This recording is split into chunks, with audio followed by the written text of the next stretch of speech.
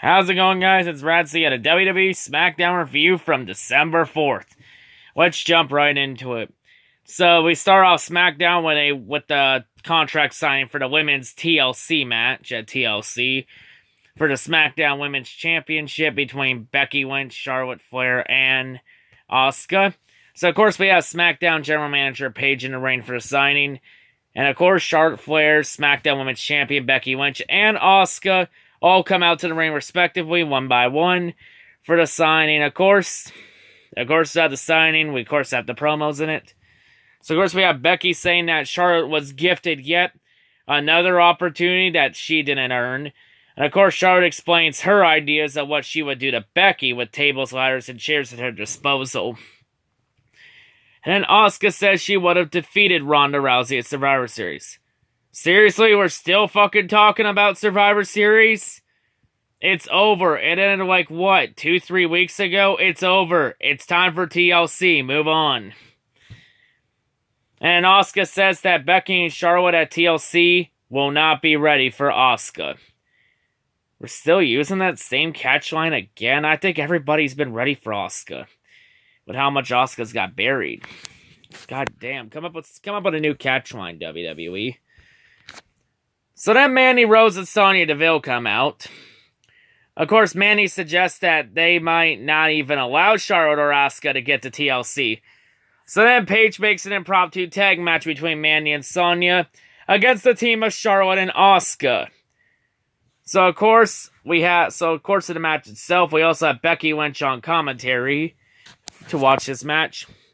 So pretty decent match back and forth. To the match ending, Charlotte accidentally kicks Asuka off the apron. The big boot was meant for Mandy. Asuka took no exception to that, so then Asuka hits a sliding knee on Charlotte, which Asuka executed very well. Which then allows Sonya to roll up Charlotte to get the 3 count for the win. So Sonya and Mandy take advantage of Charlotte and Asuka's team imploding. Who didn't see that one coming? And of course, after the match, Charlotte and Asuka have a stare while Becky Lynch poses with the title on the table. So continuing on, next up, we get a triple threat match. We get Jey Uso of the Usos. We get against Xavier Woods of the New Day. And we get one half of the SmackDown Tag Team Champions of the Bar, Cesaro.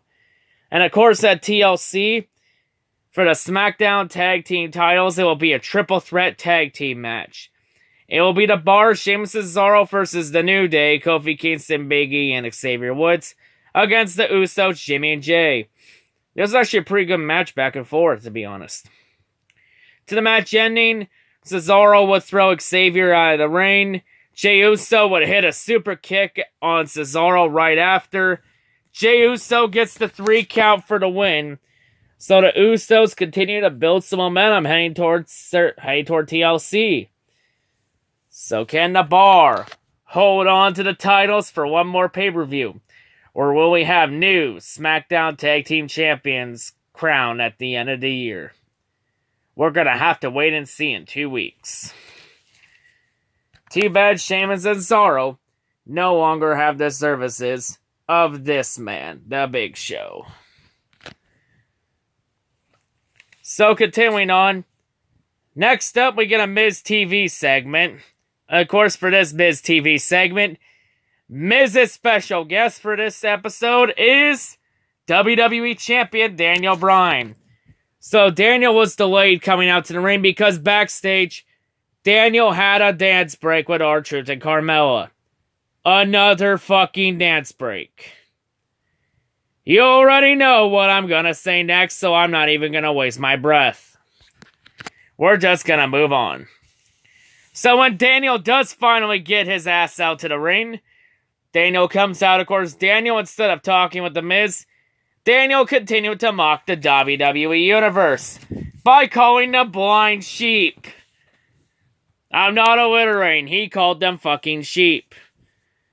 Actually, I agree with Daniel. That is a fact. The fans can be blind sheep. Like, one moment they'll cheer for you, next moment they'll turn on you when you're boring and stale as shit. They're blind sheep. Yeah, they're blind clue, because sheep means you're clueless. It means you're blind. It means you don't know what you're talking about. It means you lower your standards for just about, let me think, anything. So yes, Daniel, thank you for exposing the WWE Universe. Maybe now they'll actually wake the fuck up. So then Daniel continued the mocking of the WWE verse and then gave them many sins. And gave them many sins for the... And then ridiculed them for their many sins to the environment. Please, no, Daniel, just no. We don't need that on a wrestling show. So then Daniel once again relishes in the death of the Yes Movement and the old Daniel Bryan. And then Daniel says the new Daniel Bryan will do whatever it takes to be WWE Champion. In other words, I will do whatever it takes to be WWE Champion cliche. And then that's when AJ Styles would then come out. Of course, AJ gets in the ring and then challenges Daniel to a fight. So then Daniel answers this challenge by grabbing The Miz and throwing him right into AJ. And then Daniel proceeds to escape the ring. AJ would then go after Daniel on a wild goose chase, ring around the rosy around the ring, whatever you want to call it. Take your pick, LOL. And Daniel would eventually get back in the ring. So then AJ gets in the ring, and then that's when The Miz would hit AJ with the skull-crushing finale. And then we find out later on tonight that AJ will face The Miz later on in the main event. But before we get there, we got one more match. Next up, we have a one-on-one match. We have Randy Orton versus Jeff Hardy. So, a couple highlights, of course, Randy stomps, his vintage DDT, his power slam, of course. You also got Jeff's atomic drop, leg drop, missile drop, basement dropkick combo, along with the whisper in the wind. Jeff's back suplex on the announce table was a good highlight in this match. Really well done. So match ending as Jeff's going for the Swanton Bomb after hitting the Twist of Fate, which was well executed, by the way. Samoa Joe would appear on the Titantron in a bar, mocking Jeff Hardy from Jeff's past. Oh, you mean those DUI charges Jeff got back, I think it was 2009? When Jeff Hardy decided to be a fucking idiot and drive drunk. And of course, while Jeff Hardy was distracted, Jeff would hop off the top rope. Randy Orton would take advantage of the distraction by hitting an RKO out of nowhere. Randy gets the 3 count for the win. But of course, after the match, Joe still appears on the Titantron. Joe continues to mock Jeff with a public service announcement on the dangers of drinking in excess. Oh, excess. I thought I was going to say the dangers of drinking and driving. Don't worry, we all know the dangers of drinking and driving. I've watched all those goddamn Arrive Alive Drive Sober commercials. Don't worry, I've never drove drunk in my life. I barely even drink. The only time I drink is at goddamn parties. But otherwise, that's about it. But yeah. Don't worry, I know what the legal blood alcohol limit is in Canada. I know what my blood alcohol level has to be in order to drive. I believe it's 0.08. Or 0.008. I'll have to double check. But if you're under 21, it's 0.00. But yeah. There's some new facts. But yeah, continuing on. We'll save that for another day. So continuing on, next up, we get to our main event. We have AJ Styles versus The Miz. And we have WWE Champion Daniel Bryan on commentary. Throughout the match, Daniel continued to relish again in the death of the Yes Movement and the old Daniel Bryan. For a 1,000,000th time. Like he has the last few weeks. Hey yo, did you know I killed the Yes Movement and the old Daniel Bryan? Yes, we know, Daniel. You've been rubbing it in the last few weeks. We know already. Now shut the fuck up. So yeah, some highlights. Of course, you have AJ's payway kick. A lot of his fireman's neck breaker. You also had Miz's DDT and his big boot. The normal. So, throughout the match, Daniel would also distract AJ. Every time the match goes outside the ring, Miz would take advantage. The one time Miz took advantage, he'd throw AJ in the steps. AJ sold it perfectly. So match ending, Daniel would grab AJ's leg while AJ's going for the phenomenal forearm. AJ would throw Daniel right off his leg. AJ gets back in the ring. AJ walks in the calf crusher on the Miz. AJ gets the tap out victory. It's not that often Miz taps out. It's a rarity now. It's like they're preparing for Miz to become a main event star. Interesting. But yes, of course, after this match, though, Daniel Bryan would then get in the ring and attack AJ for post-match assault. In this attack, Daniel would target AJ's knee and then drive AJ right into the ring post. Then Daniel would get out of the ring and then force the ring announcer at ringside. I don't know the ring announcer's name because it seems like every goddamn month the ring announcer is changing. Because one moment it was Justin Roberts, then it was Tony Chimmel, then it was Lillian Garcia, then it was JoJo, then it was Eden Styles, or Eden Rhodes now. Like, it's always goddamn changing. So AJ forces the announcer to say WWE Champion, the new Daniel Bryan. Just in case the blind sheep called the WWE Universe thought it was the old Daniel Bryan.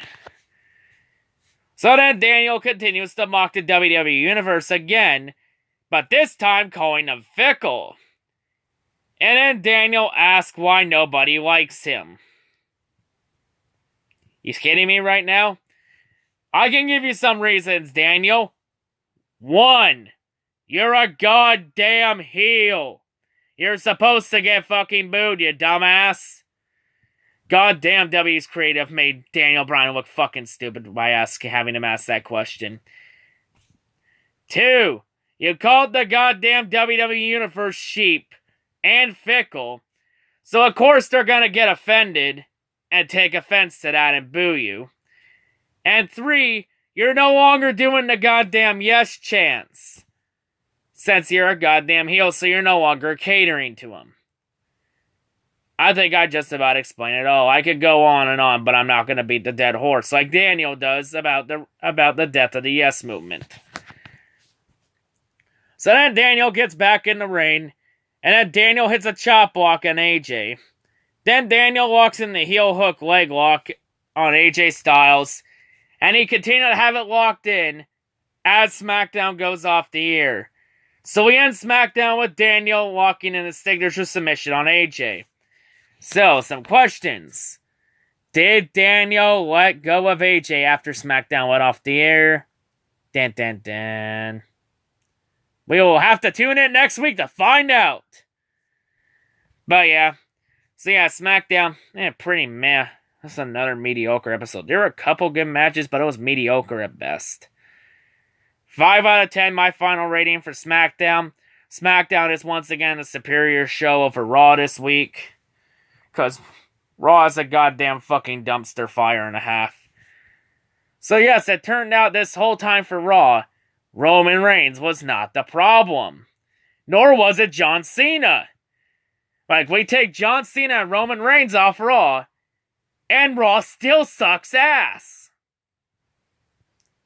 I wonder if the problem's Vince McMahon or this garbage-ass creative team.